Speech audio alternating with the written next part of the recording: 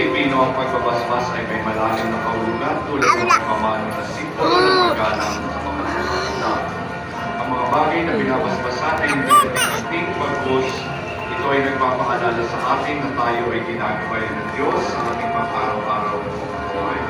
Ang ating pong itutugon, purihin ka, Panginoon, ngayon at magpakailanman.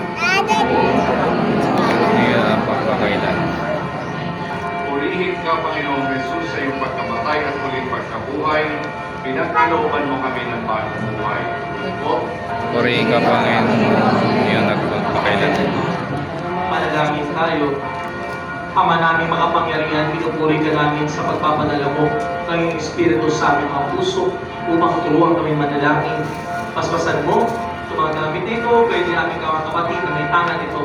At turuan mo kaming gamitin ito bilang gabay sa aming tapat at taus-pusong pananalangin.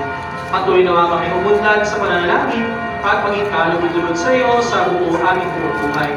At napapulan mo lahat ipapasayo, Ama, sa pamagitan ni Kristo ng aming tagapagligtas, kasama ng Espiritu Santo, Diyos, para pasawalang hanggan. Amen.